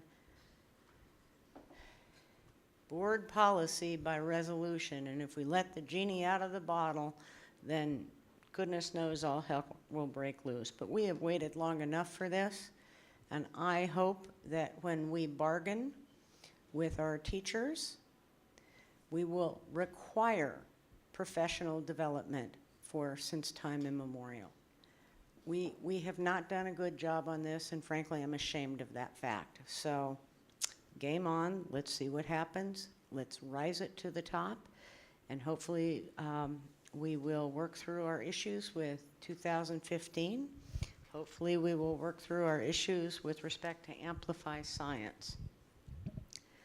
If nothing else, we will have honest, straightforward conversation about all these issues, and we'll still love each other at the end of the day. That's who we are, and I'm really proud of that fact. It's a little like family. With respect to the strat plan, I intend to vote for it. Is it perfect? No, it is not. But I do not want the perfect to get in the way of the good. I am far more interested with what we do about it. I am old. I have sat on more boards than I can count. I have helped craft by committee more mission and vision statements than I can count. But I'm a pragmatic person. I'm not an ideologue. That's not who I am. It's not how I'm made. I want to know what we're going to do about this. Are we going to walk our talk? Are we going to have accountability measures at the end of the day? We had a strategic plan, 60 pages, some 65 folks that came together to write the last one. And did we make progress? We did make some progress. Did we make enough progress? Absolutely not. So I'd like to go with the KISS rule and go straight down the middle and walk our talk and call each other out when we're not doing that. And I applaud the folks that come down and testify and send us emails that call us out. I would say, however, that folks that want to throw rocks at our head, you need to back off. It's not okay. And if you want to throw rocks at the heads of administration, that's not okay either, because folks are working hard. And everybody that says the Seattle Public School District is mismanaged, I invite you to wear my high heels. I got a pair of red, shiny ones for you. It's not that easy. So give us some space and work with us, if you would. When folks are saying how horribly mismanaged this district is, I emphatically disagree with you. Do we have room for improvement? We absolutely do. But pouring gasoline on the fire so that legislators can push back, that's really not helpful if you're on the same team and you want the same things for our students. And let's remember, it's about students. It's not about adult issues. I am a little fired up because I know folks are working real darn hard. Am I frustrated? Holy smokes, am I frustrated. The dog is so sick of listening to me vent. I want to know about enrollment numbers. I want to know what's going on behind the curtain about the weighted staffing standards. CFO Berge will tell you that I ask a lot of questions, and I do so, as they say, unapologetically. That's my job. But do I appreciate staff's willingness to come to the table and give us the information that we ask for? Absolutely, I do. A couple of other issues, and then I'll shut up and we'll get to the main action here. The student assignment plan we need to be working on yesterday. We have many, many boundaries that need to be addressed. And whatever systemic issues we have to make that happen, we need to deal with those yesterday. We have a new COO in Fred Podesta. I've got a great deal of confidence in him, and I might add he came to my last community meeting, and I think we opened his eyes up about how things are done in Seattle Public Schools. It was terrific, and I hope that more staff will come. Towards that note, I do not have a meeting planned yet, but they usually occur on the third Saturday from 3 to 5 at a library in West Seattle, and you are at the 50-50 chance of getting lasagna, and it's worth coming for. Again, I have concerns about the transparency and the robustness with which we communicate with our families. We're working on it. It's recognized. A lot of things we as board directors don't get to put out on the street, and it's a real trust exercise, and it's really frustrating because if you know me, I like to talk, and I like to communicate, and I like to collaborate, but I also have to put my fiduciary duty ahead, and frankly, it's very uncomfortable oftentimes. Stay tuned. It's a pleasure, and it's an honor to work with the folks up here. So, action items, C1, adopting a 5-year strategic plan. This came before Executive Committee February 15th for consideration. Motion, please. With pleasure. I move that the school board adopt the 2019 through 24 strategic plan as attached to the board action report. Second. Madam Superintendent, the floor is yours so because much. you get to lead the implementation of same. I do, and I am honored to do so, Madam President. I just think it was really great that we had so many students here this evening, so many who were speaking in their heritage language, and so I'd just like to start that way as well.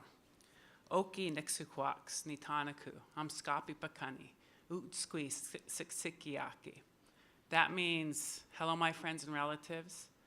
My Blackfeet name is Blue Cloud Woman. And I just wanted to start that way because I am not fluent in my native language. And that is because of a long, long, long history in this country of oppression and racism in our public education system. Native people were forcibly taken to boarding schools, ripped away from their families, put into schools where they had their culture taken away, their language stamped out of them, where the motto was kill the Indian, save the man. And so as I think about all the oppression and racism that's been in our public education system for the history of this country, and the reasons why I don't know my heritage language, it's why tonight I'm so excited to bring you my recommendation for a targeted 5-year strategic plan to focus our resources, work, and initiatives of this district.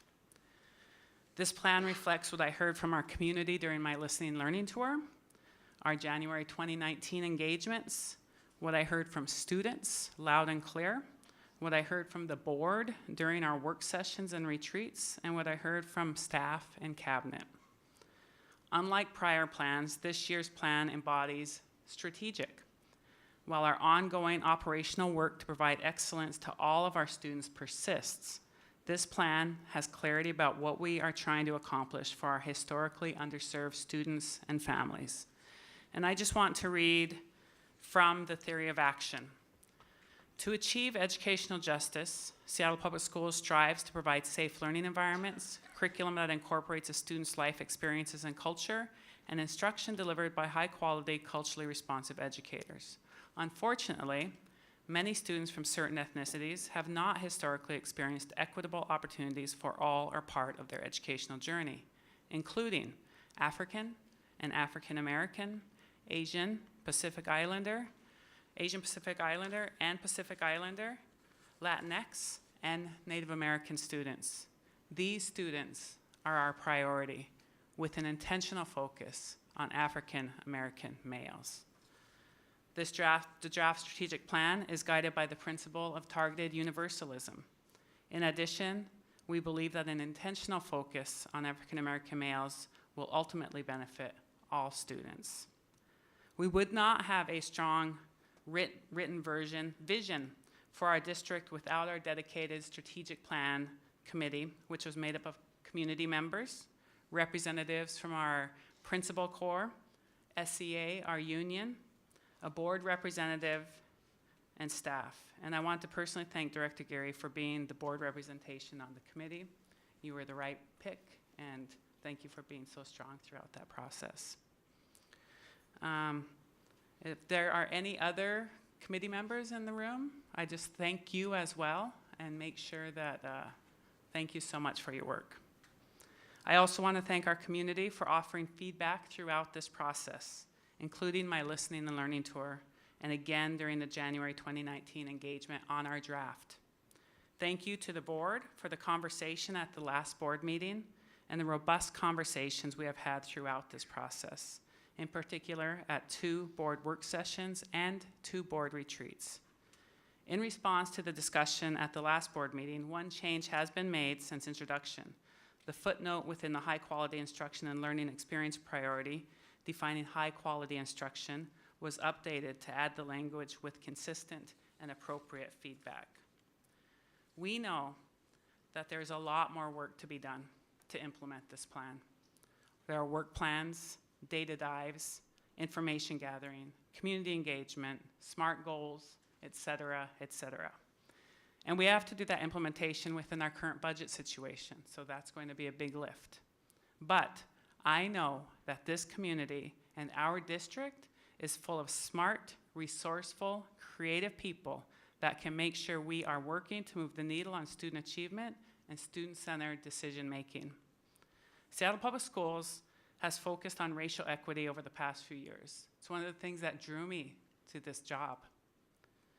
But never has it been so explicit in our primary guiding document. I'm proud the board will approve this aspirational plan tonight, and I look forward to the hard work it will take to make it a reality. I see this plan as a courageous statement to our community, to our families, and most of all to our students. This plan is the reason you hired me. It's the reason I chose to come to Seattle. Working together with our community, our families and students, we, Seattle Public School staff and the board, are setting our charge for the next 5 years.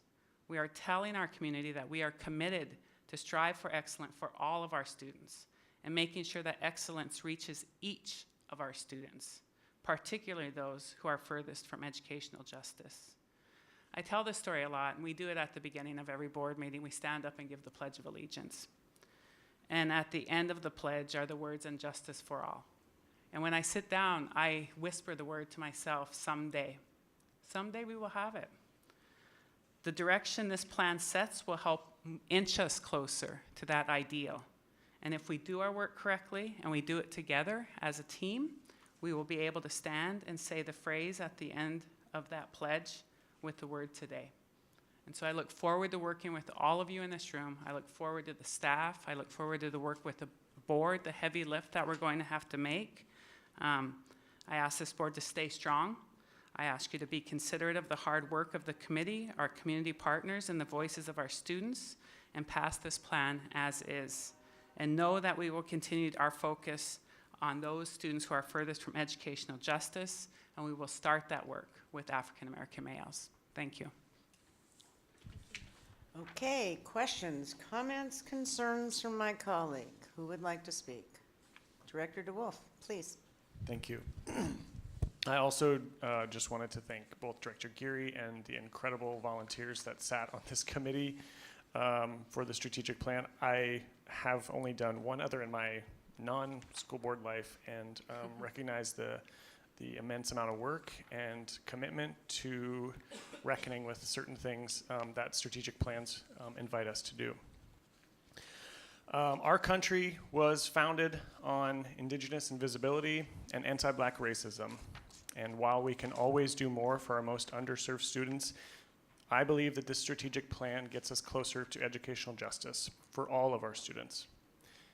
Now, what we're going to do with this strategic plan is we're going to reckon with the inherent racism that is built into the DNA of our public education system. But now I have a charge for our city, for our neighbors, for our parents, for voters, for families, and for educators. We're showing up in this way to reckon with our racism. We are inviting you to join us in our efforts and reckon with our collective racism as well. It's going to take all of us to undo institutional racism. Please show up, and we're inviting you to join us. I'm really excited to vote for this. I know it's taken a ton of work, but I couldn't be more proud of really focusing on racial equity and the students that are most underserved by our system. So thank you for the incredible work, and I know we're going to be back here the next day putting in the time to make sure we're implementing that well. So thank you for your work. Director Mack.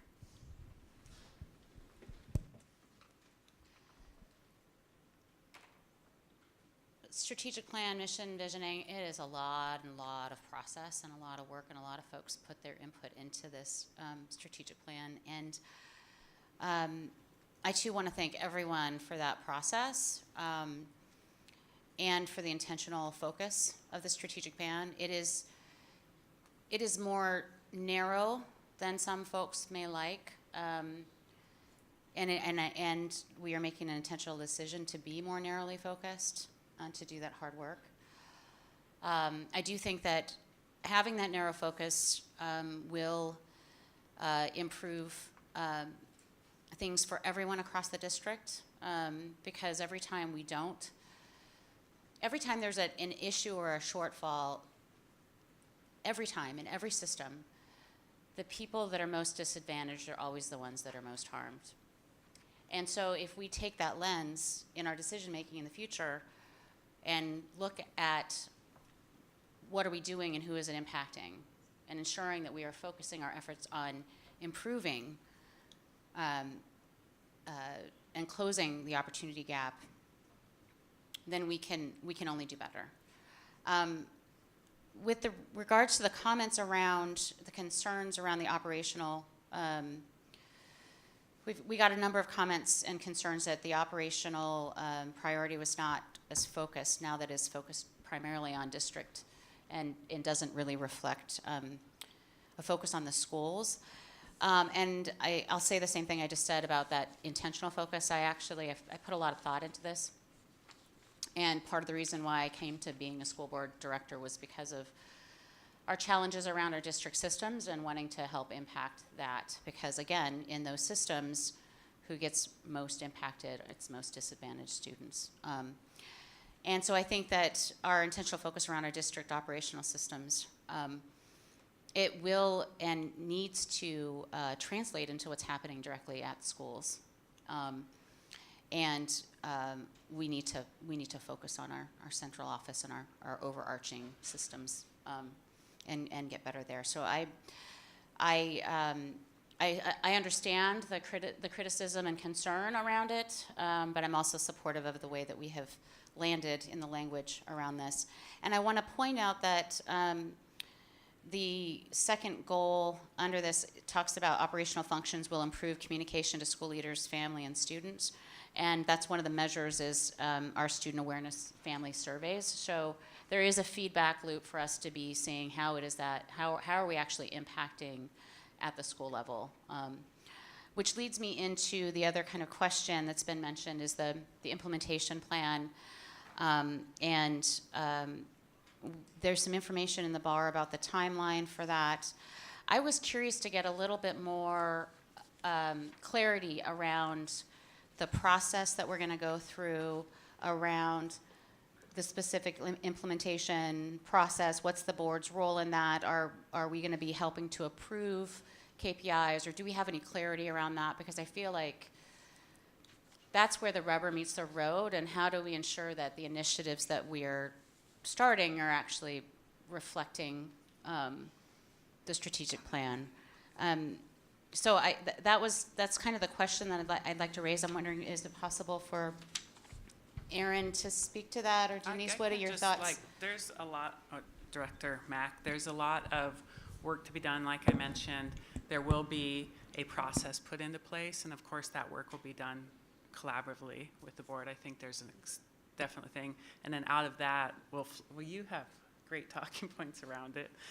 Will flow different department kind of plans and the work that actually has to be done. But I just had a visit with Director Burke, and you had some great words around that. I'm happy to go there if that's a tag. Does that But I feel wanna make as sure. though you're, hang on, does that feel as though your question has been acknowledged and/or? Yes, actually it does, because I mean, I would, the commitment has been made, and I appreciate that, and I understand that we're going to kind of work through it as to how it plays out. So hearing the ideas that the collaboration's going on with Director Burke about his ideas for how that can happen will be really helpful, and so I appreciate that. Everyone's ideas. No, my ideas, it's everyone's ideas. Yes, excellent, excellent. And so I do Yeah, think that's just very try responsive. shutting one of these board directors up. Good luck. Is that a dare? And that was all that I'd be happy Triple to. dog. I'd be happy to hear from Director Burke, because that concludes the comments and statements I wanted to make. The floor is yours, Director Burke. Thank you. I'll weave that in. I had a couple of points that I wanted to make. That, you know, I've been at some level a passenger on this journey, and I'm grateful to those that have driven the train, have been on the train the entire time, have shaped the whole thing. But there have been some really great check-ins at the beginning, where we, as a board and through work sessions, helped set some key principles, multiple check-ins, even down to helping work through some of the language concerns at the end. So while I haven't been as involved in the process as my colleague Director Geary and many of the folks on the committee that I'm super, super grateful for, I feel like where I started about, wow, I don't see myself in this plan. I don't see some of the things that I'm passionate about in this plan. Along that journey, I've been learning. And I've been learning and internalizing what focusing on the students farthest from educational justice really means. And I realize, wait, I am in that. Everybody's in that. We're just doing it through the vehicle of those students farthest from educational justice. And we've said that as words, but it took me some time, and I just want to be transparent about that. It took me some time to really take that and let it sink into my heart. So not being named, explicitly named in the strategic plan, my belief, and what I hope that we will continue to articulate, is it does not mean lesser than. It does not mean forgotten. It does not mean marginalized. So that's something that's really important to me. One of the other concerns that I've heard is around high quality. And since I'm from an engineering and manufacturing background, the concept of quality is very sort of sacred to me. And the challenge around high quality is that the pure definition of quality is essentially how it compares to an expectation. And our families have different expectations. We have different expectations. And so when we talk about high quality, my expectation for my family, for my student, for what the system can deliver, could be completely different from another person's family. I've spoken to parents who say, my kid used to go to a school and they would run away. And now they're in a school that loves them and they're happy to be there and they'll stay. And I say, that's amazing. But you know what?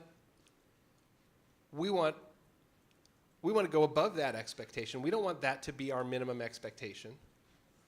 So I think that the concept of high expectations really comes down to continuous improvement, growth, and communication around what are your expectations? Are we meeting them? Are we exceeding them?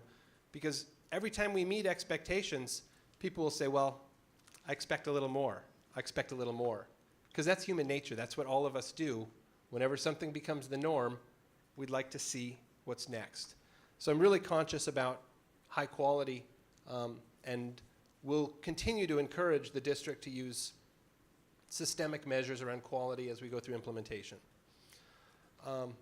So around implementation, I was having a conversation with some folks on cabinet about this, and we were likening it to an educational project. As, oh, this is like a capstone project. Like, wait, no, it's not a capstone. It's more of a midterm, because really the capstone is student graduation, post-secondary success. This is just a midterm. There's a lot of work left to do in the second semester here. And so that's where we start thinking about what comes next. And in the bar, section 12 has a set of categories with nominal date ranges that staff has looked at and said, this is what we think we can do within our capacity. And for the board's perspective, and the public as well, there's some really specific touch points that I want to highlight. Policy A02, which is performance management. And so this is a document that we started in, people are laughing. I know, I told you I'd go there. That's what we started in C&I committee and exec, and we essentially said, oh, this is something that we need the strategic plan for. We can use the strategic plan as an implementation vehicle through policy A02. That's where the board can collaborate using a policy vehicle. We have a superintendent evaluation. We heard our superintendent passionate about this issue, and she has said, I want to be evaluated on the strategic plan. She said that. She's nodding. So that's kind of a big deal. And then we have district SMART goals, or kind of district level goals that are board approved, that are collaborative, that are kind of the big initiatives. There'll be tons of department level and staff level initiatives below that are going to help make this happen. But that's another place where we as a board and community with outreach and really thoughtful processes can put that in place. So I'm really excited about where our midterm is, and I plan to support it because I think we did a really nice job on it, and I'm grateful to those who did. So thank you again.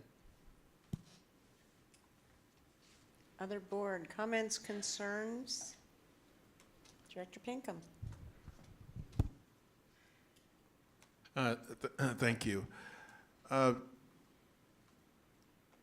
asked the report at Superintendent, as we look at this, we focus on African American male, that we be sure that it is going to include, we're not going to leave anybody behind, and especially Native American students.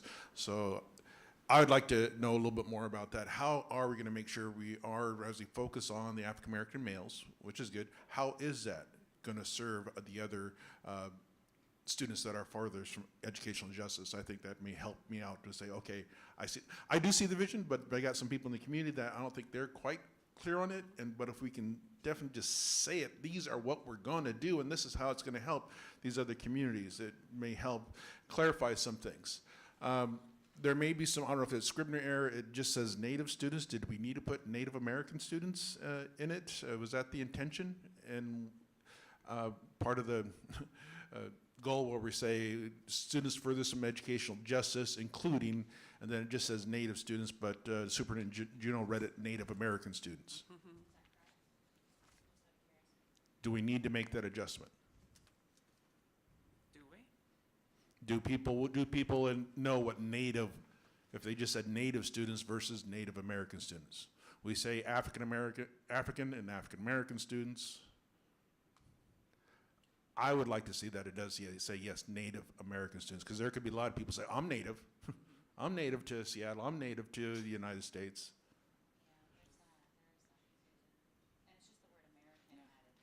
It's fine. In consensus up here on the board, Mr. General Counsel, that's a Scrivener's edition, is that correct, sir?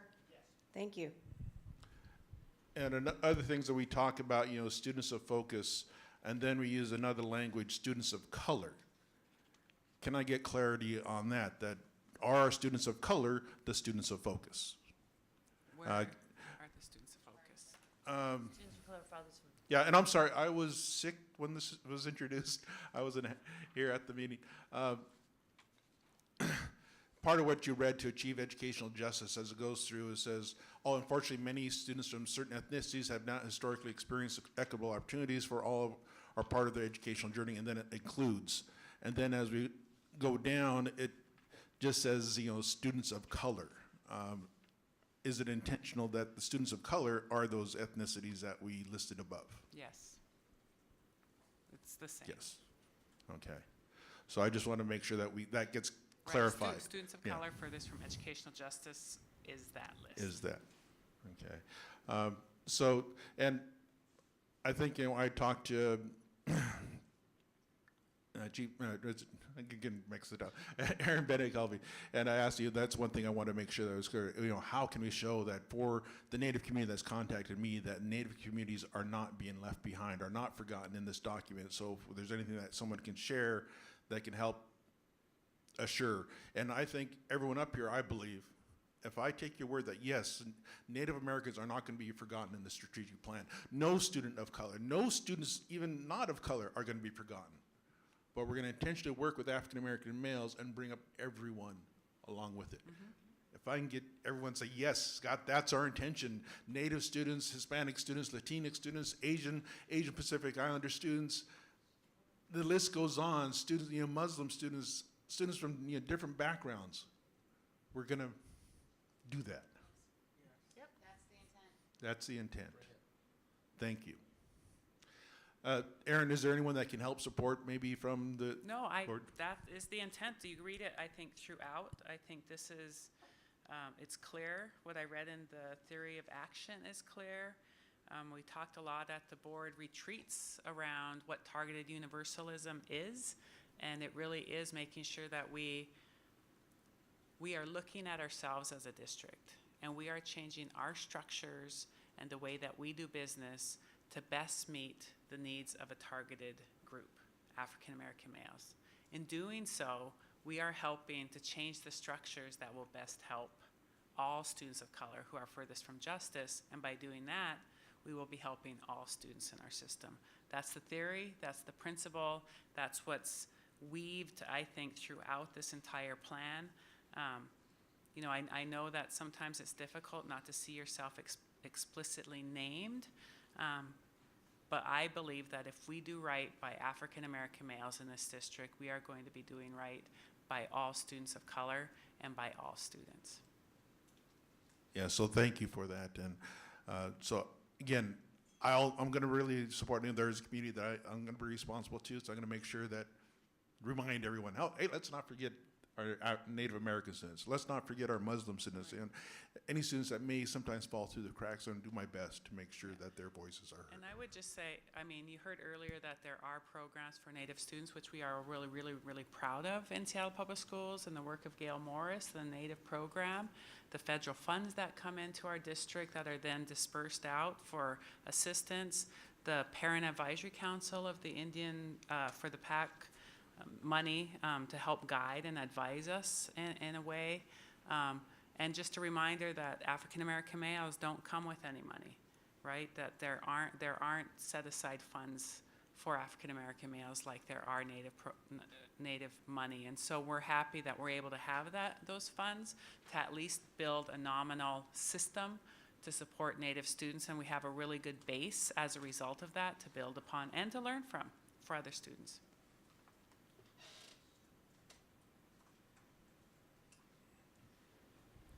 Director Geary. Oh, I think I've said enough, other than to say I want to give a huge thanks to Aaron Bennett for being my partner in this work, keeping me focused, encouraging me to circle around with different communities and different members. So thank you. Thank you to everybody who participated on the steering committee. We've said it before, but there were so many really good conversations about what these words mean, what it's going to take. And at the end of the day, we're not going to see a change unless we see a culture change. And this is what is meant by the strategic plan. It is a culture change that if we can change the culture within our building for our African American males, it will be changed for our other students of color farthest from educational justice. It would have to be. That is the hope. It is certainly not anybody's goal that we're looking at a different group 5 years from now and a different group 5 years from now. The group is that we change the eyes and hearts and minds of the people within this institution and the people of this city so that every student is met with belief and expectation, no matter how they identify, their culture, whether they want to spend time in their culture, giving them the strength and courage to go out into other cultures because they know that that is just the new institutional norm. So, you know, we have to start somewhere, and it's going to be inches because it is so deeply ingrained. But it is a start, and it's one I hope that is emulated by other school districts and other agencies in our city. Thank Director you, Patu? everybody. Did you wish to speak on this issue? Strategic plan. Yes, I do, actually. I just want to say that it's a long time waiting for this to happen. As a longtime board director, this is really has been an issue that that's been ongoing, and hoping that someday that we can be able to really come down to and realize how important this is for our particular African American male. And so just hearing that and being able to say we're finally moving forward, I think it's a plus for this board, and actually realizing that we're making changes that has needed to be changed for many, many years. So thank you for that change that we're making and moving forward, and thank you to Superintendent for actually making that a priority. We're going to continue on to do bigger and greater things for all our kids. Thank you. Okay, last but not least, I've already indicated that I will be voting for this. I had my comments this evening about rock throwing to folks that are working really hard, and I implore communities that are not happy with this to get over it and to help us.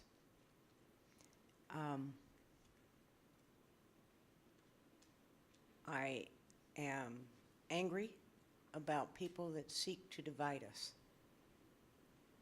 because we're on the same boat. And this strategic plan and targeted universalism does not mean that we will continue to polarize highly capable or other labeled groups of children. Again, the word children needs to be uppermost. The labeling that goes on, the divisiveness that goes on is born of privilege. And I have to tell you, prior to joining this board, I never thought of myself as privileged. And I have learned a great deal, sometimes very painfully.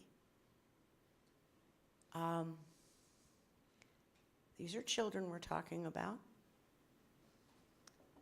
If you're not happy, join the team, help us give every student in our district a good education.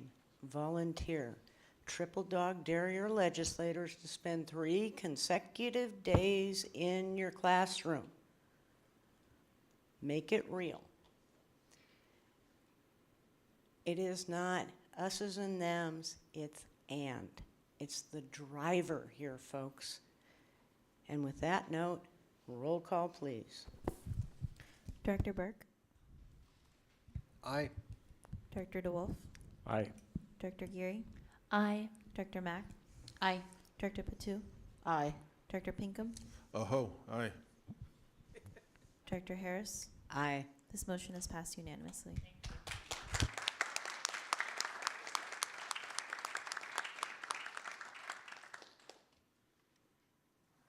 Oh, the really hard work begins. C2, BTA 3, award construction contract K5106, bid number B12839 to Western Ventures Construction for the John Muir Geothermal Wells Project. This came before Ops February 7th for consideration. Motion, please. I move that the school board authorize the superintendent to execute construction contract K5106 with Western Ventures Construction in the amount of $1,703,500, including base bid plus alternate number 1 and alternate number 3, plus Washington state sales tax, with any minor additions, deletions, and modifications deemed necessary by the superintendent, and to take any necessary actions to implement the contract. Second. COO Podesta, you want to tee this one up quickly? And we have a time check of 7:46 and a whole lot of intro items that are yours. Sure. Chief Operations Officer Fred Podesta, we talked about this in a certain amount of detail at intro. This is to dig 80 geothermal wells for a new efficient HVAC system at John Muir Elementary. This is the BTA 3 project. This is the 6th project like this we've done, and I think we're ready to go. And this is the one that was amended, given a Yes, eagle-eyed constituent. Thank you. There is a minor change on the second page in the section labeled alternatives. There was an error. It made reference to seismic work and should have, again, talked about digging geothermal wells. And it was my version of magic, seeing you Yes. respond in 5 minutes. There you go. Director Mack, did you have something to add, madam? No, I was just going to note that and appreciation to folks who kind of catch these things. We have so many construction bars that come through, and details do matter. So thank you, and for responding so quickly to get it updated. And I don't think there's any remaining issues. If anyone has any other questions, I think we've Comments, handled questions, everything. concerns from my colleagues? Seeing none, roll call, please. Director Patu? Aye. Director DeWolf? Aye. Director Geary? Director Patu? Oh, Mack? Aye. Director Berg? Aye. Director Pinkham? Aye. Director Harris? Aye. This motion is passed unanimously. C3, BEX 4, award construction contract P5123, bid number B09813 to CDX Construction Services, Inc. for the Catherine Blaine Seismic Improvements Project. Came before Ops February 7th for. Motion, please. I move that the school board authorize the superintendent to execute construction contract P5123 with CDK Construction Services, Inc. in the amount of $629,000, including base bid plus Washington state sales tax, with any minor additions, deletions, and modifications deemed necessary by the superintendent, and to take any necessary actions to implement the contract. Second. Questions, comments, concerns from my colleagues? We spoke about this in intro. Seeing none, roll call, please. Director Berg? Aye. Director DeWolf? Aye. Director Geary? Aye. Director Mack? Aye. Director Patu? Aye. Director Pinkham? Aye. Director Harris? Aye. This motion is passed unanimously. Okay. D, we're on introduction items. We have 8 this evening. This is a time check. We are at 7:50. While the superintendent is out of the room, I think we can give her an assignment or 2 or 3. That was a joke. Hello. Number 1. I'm looking at asking for a break. We will take a 10-minute break. Please be back here at 8:01. Thank you.